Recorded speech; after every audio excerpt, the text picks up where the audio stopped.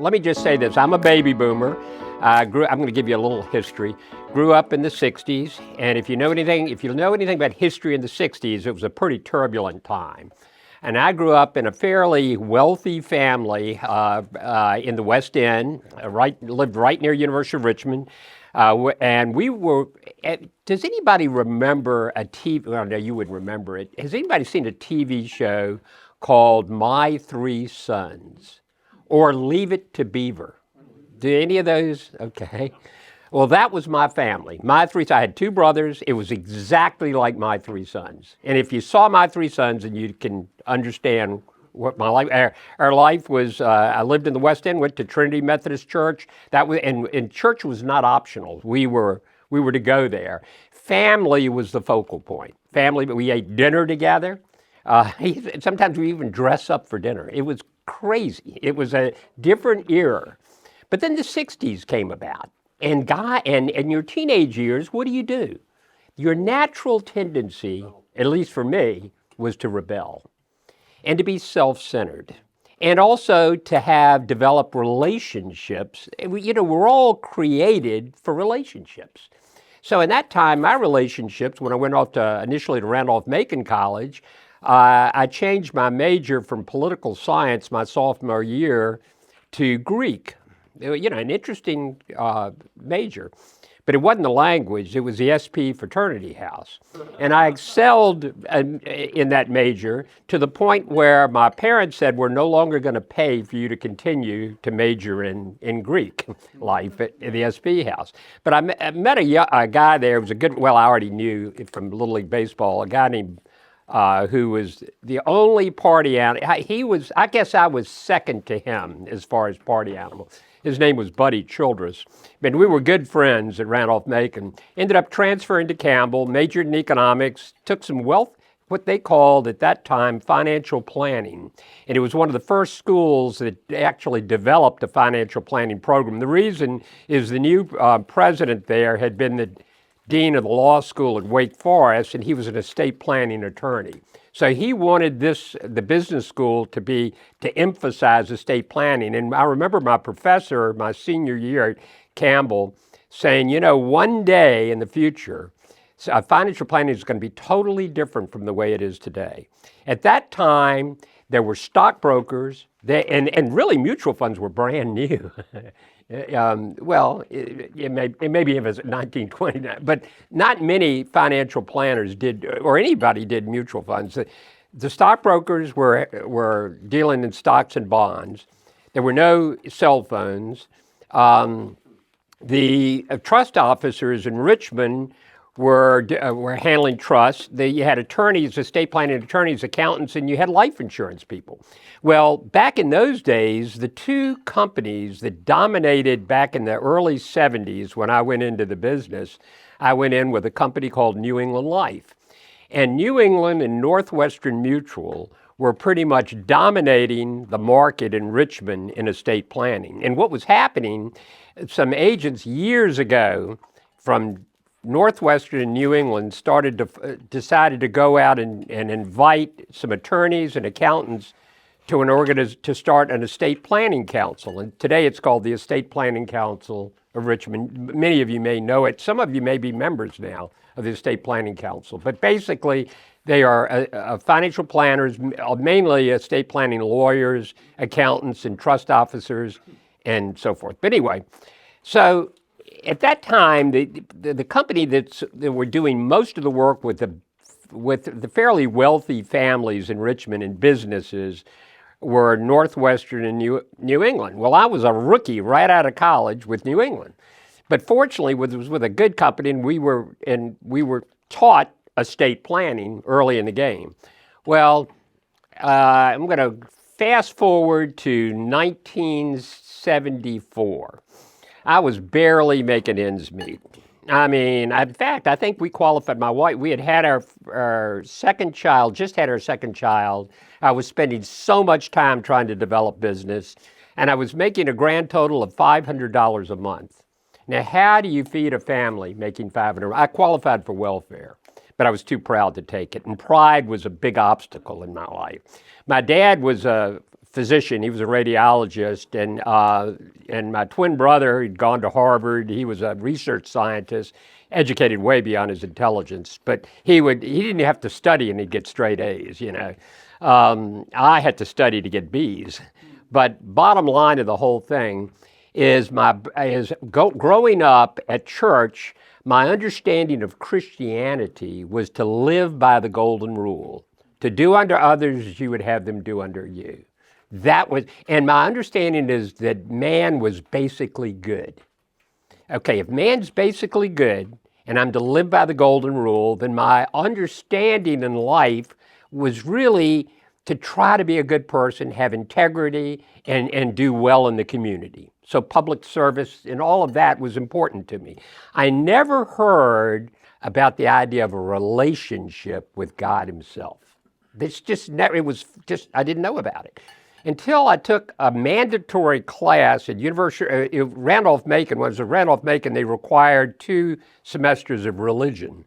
And so I took one at University of Richmond because I lived almost on the campus. I grew up and our home was right near the campus. So I took this class and the professor was profound. He actually really solidified my worldview. What he did basically is he took out everything miraculous in the Bible, including the resurrection, and said it's just nonsense. And it's just doesn't make any sense, that the key to Christianity was that Jesus was a model by which to live. And so it was and so I heard the term deistic. So that's what I embraced. I was a deist. I believed that there was a God. It was only logical to believe that there was a God. But I didn't really understand about Jesus other than he was a model by which to live. And I couldn't model it, so I kind of gave up on that. Well, in about 74, I had a business partner, and we decided to specialize primarily with physicians at UVA up in Charlottesville. And so our office was on the second floor of the hospital, and it was a telephone booth. There were no cell phones. So we always brought a bunch of dimes with us, and we'd put the dimes on and we'd call on physicians, and they would page that phone. The phone would ring, and we'd take turns answering the phone. That was our market. Resident physicians, and actually you'd think they would, well, we got a lot of no's obviously, but believe it or not, we picked up some business. And our business was starting to grow. And then all of a sudden, after about a year and a half, this business partner of mine walked into my office and said, "Bob, I've been called into I noticed a difference. There was something, he was a great salesman, incredible communicator, but there was just something different. I couldn't put my finger on it. There was a peace, a calmness, something." He walked into my office and said, "Bob, I've been called into the ministry." And I said, "Well, who called you?" I didn't know the Christian. Yeah, I was on the session of, not the session, the vestry of an Episcopal church, real active, but I didn't know any of this lingo. And he looked at me like, "Hey, man, you're clueless." And then he said calmly, "Jesus Christ called me." And I thought, this is what came to my mind. I thought, well, I believe in Jesus. He lived 2,000 years ago. He's a great model by which to live, but he's talking like he dialed him on the phone and talked to him like he was alive today. And that was bizarre to me. It made no sense at all. And so he left for seminary, came back about 2 years later, and he started a ministry to clueless business and professional people here in Richmond. And he got the name of it out of Matthew, and he called it Needle's Eye Ministries. Yeah, that business partner was Buddy Childers, and I was the one that drove him into the ministry. So, you can blame me. Oh, you can actually, yeah, that was a good thing. Give me the credit. Anyway, so he came back, and after he started this ministry, I'm sure I was really near the top of his prospect list, Guy, this clueless, that's what he was looking for, clueless business people who he could share the gospel with. Anyway, bottom line is he called me up, and I kept saying no. Then one day he called me. This was in 1976. I was a month shy of being 31 years old, and my business was really beginning were really beginning to take off. And I felt really good about it. And it was mainly estate planning. Well, 76, and he invites me to a Needle's Eye discussion group. We weren't here. I've forgotten where. It was at Centenary Methodist Church the following Thursday. And I said, well, I'll try to make it. And he said, Bob, are you open-minded? I said, sure, I'm open-minded. He said, well, then at least come and check it out. Yeah, that was a smart move. So I thought, well, I better show up. But I wasn't planning to show up. Well, that morning, I'll never forget it. That morning, I had been working 4 months on a very complex estate planning case. It involved stock redemptions, 303 stock redemption plans. It involved even the possibility of an ESOP. And this is on a major corporation here in Richmond and a family that everyone knew. By the way, it wasn't the Ukrops. But it was another family, and it actually was a much bigger company than Ukrops. But anyway, bottom line is that I felt so good about it. And the plan was I felt really good about it. A little pride was getting in there. But I put a lot of work into this. And they felt good about it. They were coming in to write a check for $200,000 on a life insurance premium. The commission would have been over $100,000. Now you got to understand that was way out of my league. That was much more, and I knew what the potential revenue was going to be. And by the way, all the planning they were just coming in for me to deliver the policies and write the check, and they could easily write it. But it wasn't the money. It was the prestige of having this family as a client. That was it. It wasn't so much the money, but behind it, there was a pride and a prestige. And believe me, I really tried to operate my business with integrity, but it was all about myself. It was all about glorifying my role in the community, me-oriented. So they came in and they said, Bob, we really appreciate all the work you've done. And I'm going, where is this headed? And I said, we value the plan you did, but we've decided to do business with another gentleman with Northwestern Mutual, and he's in our synagogue. And I said, well, who is it? And he told me Jack Fine. Well, Jack Fine had much more experience than I did. He was an attorney. He was one of the best life insurance agents you could meet. And so what could I say? And Northwestern's a good company. The two companies were almost identical in terms of the products were almost identical. So it wasn't that. It wasn't the product. It was the fact that he had a relationship with Jack Fine through his synagogue. And he decided to do it. So it was out the window. So I'm going, oh my goodness. I was angry. I was shocked. It was like, I don't know if you've ever been in a situation like that where you've been cut from a baseball team, whatever it might be, but you had the rug pulled out from under you, and you've done a lot of work, and you think, God, I deserve it. Boy, was that a mistake. But anyway, so there I was, and so I walked out of we just bought an office building right on the corner of 8th and Main, and I was walking up 8th Street, turned left on Gray Street, and this was about 10 minutes of 12 that Thursday. Remember, this appointment was that Thursday morning. And all of a sudden, I found myself just a few minutes before 12 noon in front of Centenary Methodist Church. And I looked, there was a little sign said Needle's Eye Ministries.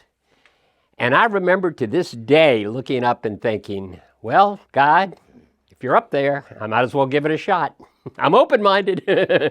I mean, I had nothing to lose. I had already lost. So I walked in, and I'll try to keep this brief. Good, I got some time. The subject, back then you didn't have any video stuff. We didn't have any cameras or anything like that. It was a flip chart. And on it, he put, the topic was the nature of the businessman. The nature of the businessman. And on one side, he put businessman. The other side, he put God. And what he did, he listed the characteristics of the businessman and the characteristics of God. Okay, when he listed the characteristics of the businessman, he put pride, prestige, success, all these things, and I'm thinking, boy, Buddy knows me. Oh man! And I started to sweat, and he was putting all these, because where is he headed with this? Then he started putting down on the right side the characteristics of God, and I tell you where he went, and I would encourage you to go there too. It's Galatians. It's the fruit of the Spirit. He talked about love, joy, patience, tenderness. He talked about kindness. He talked about self-control. He put it on all these characteristics of God. And then he said, now God has a desire to have a relationship with the businessman. But he can't.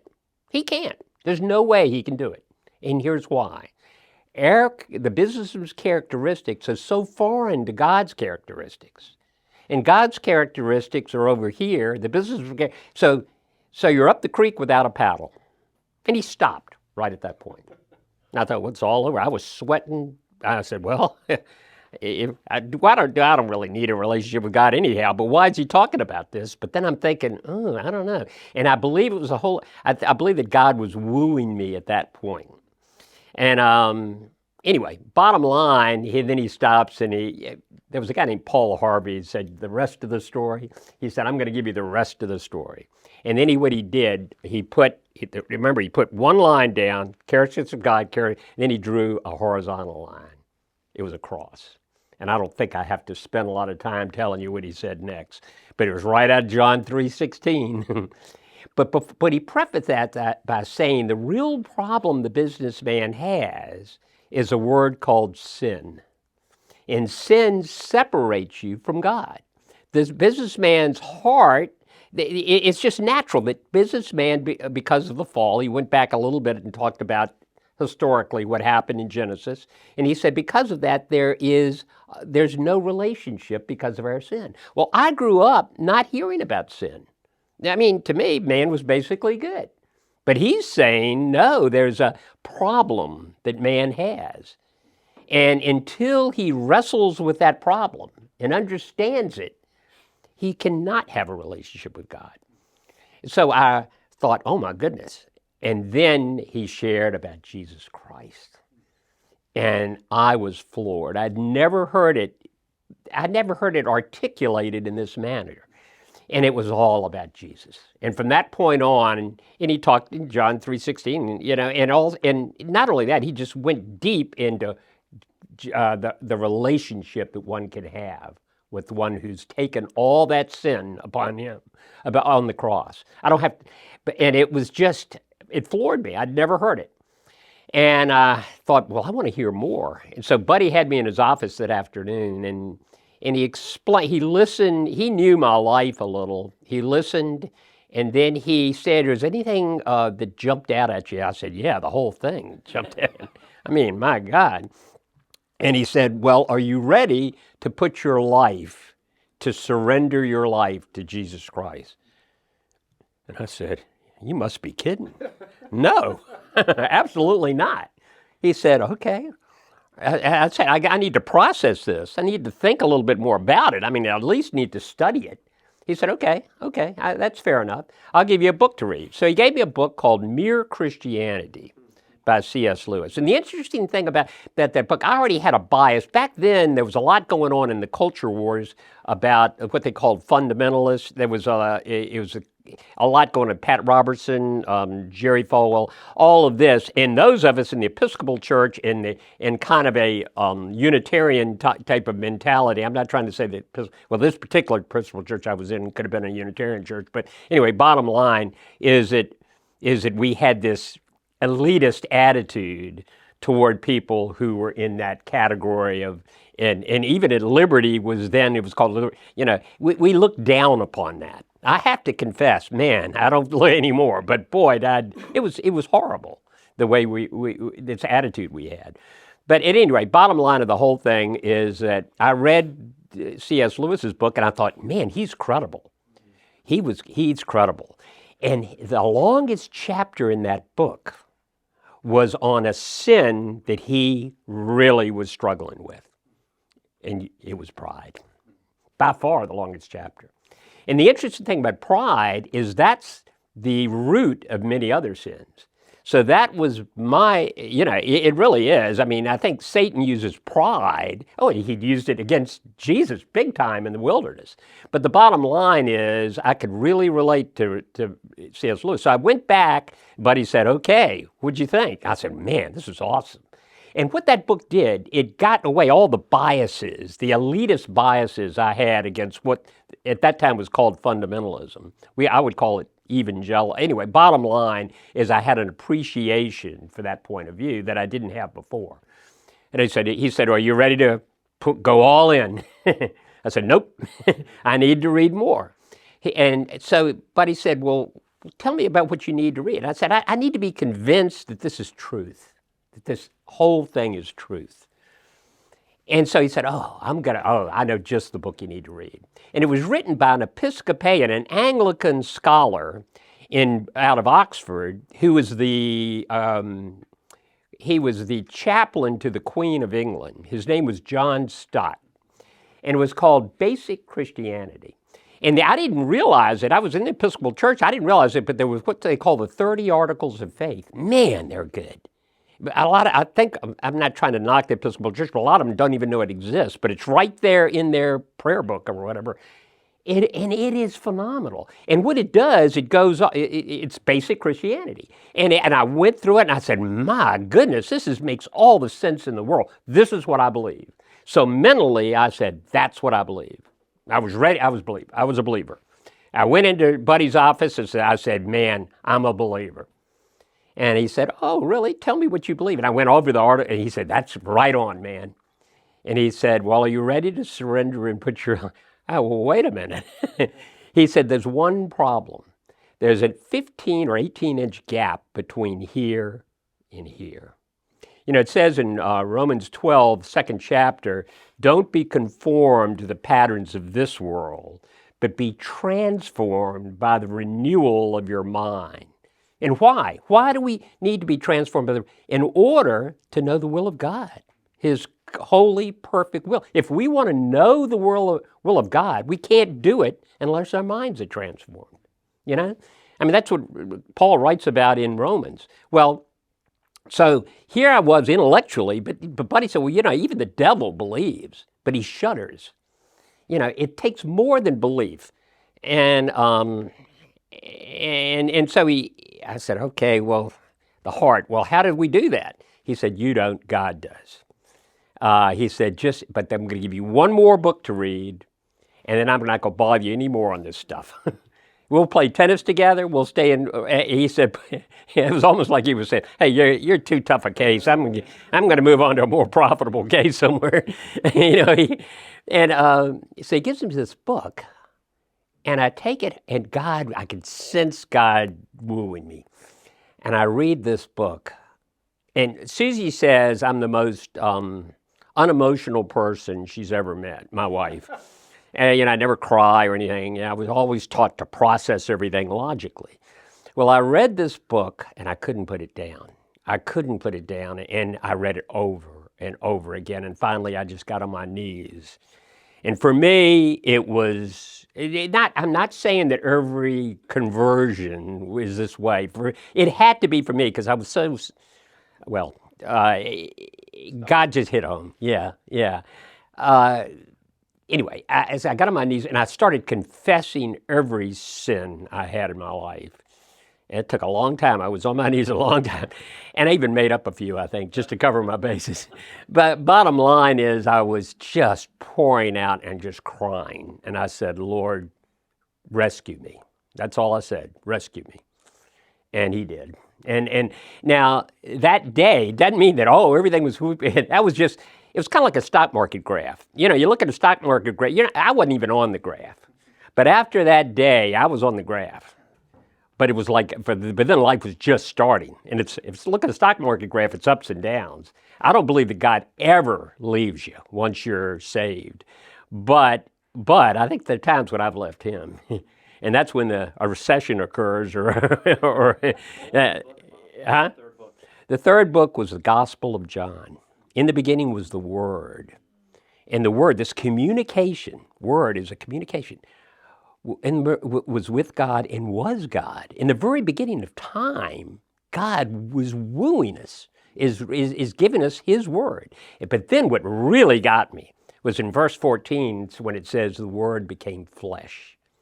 And he could identify with a businessman. He could identify, but he was perfect. He was God himself, but in flesh. And I kept reading, it was all about Jesus. John was an eyewitness, so I couldn't refute what he was saying. He was an eyewitness. He had the heart of Jesus with him.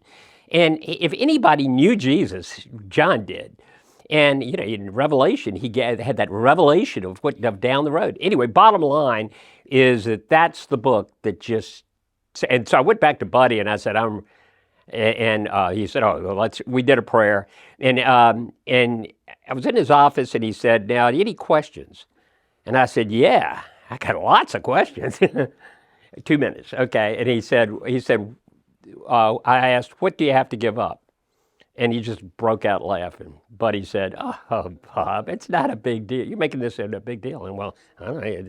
He said, "All you have to do is give it all up, and God will, and God will tell you what to keep." And I got 1 minute. And the reason I wasn't worried about being sent to outer Mongolia as a missionary or anything like that. What I didn't want to give up was that Mercedes-Benz I'd bought. He was actually ugly. It was an orange. I got more ridicule about that Mercedes. But it had 280,000. No, it didn't. It was a great, but it was kind of a representative of my arrival. Oh, big, having arrived. And I knew God was calling me to give that car up. Well, so I immediately put it on the market. Wouldn't sell. Nobody would buy it. I think that was God just laughing at me saying, Bob, he didn't care about my Mercedes. He just wanted me. And so finally, at about 280,000 miles, I was on Midlothian Turnpike, and the car it just gave up. And I learned a lesson from that. And the lesson was I needed to just give up everything, my life. And that's tough when you're a control freak and you're a type A and you're a businessman.